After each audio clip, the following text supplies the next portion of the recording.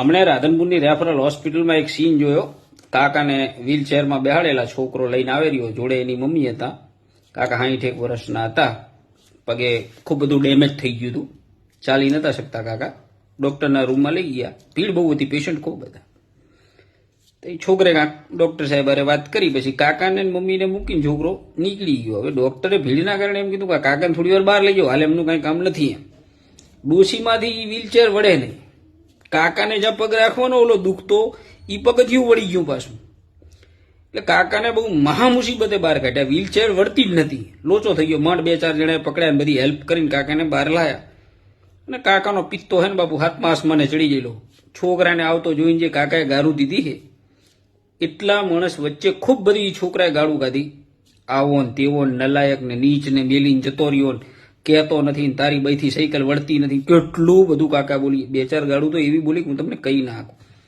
સાહેબ, છોકરાએ એના મોઢામાંથી ઉફ નથી કર્યું. ના તો છોકરાના મોઢા ઉપર કોઈ સિકન આવી.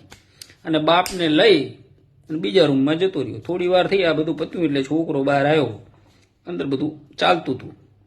એટલે મેં પૂછ્યું, મેં કીધું આ કાકા તમારા આંકડા પગણીએ છે? બાપો કીધું તમને કાંઈ થયું નહીં? મને કે ના ના યાર, શું થાય કે આમાં? મેં કીધું યાર તમને બધા વચ્ચે ગારું દીધી. મને યાર ગારું દીધી હોય તો શું થઈ ગયું? મારો બાપ છે કે યાર? ભલે બોલ્યો કે બોલશે ખરો, કોઈને બોલવા નહીં દે કે મારો બાપ? કોઈ મને બોલીને તો જોવે કે મારો બાપ ભલે ખુરશીમાં બેઠો હોય રહી વ્હીલચેરમાં કે લડવા જતો રહેશે કે મારો બાપ છે યાર, કે ભલે બોલે કે એને હક છે મને બોલવાનો. કે મારા બાપા કાંઈ આવા નતા, તો કે પગની તકલીફ થઈને દવા બવા ગળે છે ને, એટલે કે મારા બાપાનું મગજ એવું થઈ ગયું. સાહેબ, કલેજામાં એવી ઠંડક થઈને આ શબ્દો સાંભળીને કે ભલે બોલતો મારો બાપ છે. આનું ઓલાદ હોય તો આવી ઓલાદ હોય. બોલશે ખરું, બોલશે ખરો, કોઈને બોલવા નહીં દે. અમુક કિસ્સા હું એવા સાંભળું કે છોકરા મા બાપ વારે લડીને ઘર છોડીને જતા રહ્યા. ઘણી વખત તો ના કરવાનું કરી દે. એમને હું કહેવા માંગુ છું કે તમારા માવતર રહ્યા ને એ તમને બોલશે, તમારા ભલા માટે બોલશે, પણ કોઈને બોલવા નહીં દે તમને.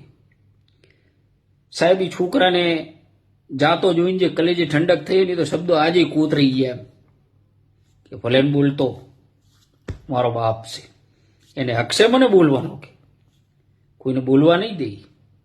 ખૂબ ખુશી થઈ. વસ્તી ભલે એમ કહેતી કળિયુગ છે ને આ યુગ છે ને તંબુરો યુગ છે, પણ સાહેબ આ સમયની અંદર આવી સંતાન આજે હોય છે. ખૂબ ખુશી થઈ. લાઈન આજે આમ બોલવાનો ચિંતા, ભલે બોલતો મારો બાપ છે, બોલશે ખરો, કોઈને બોલવા નહીં દે.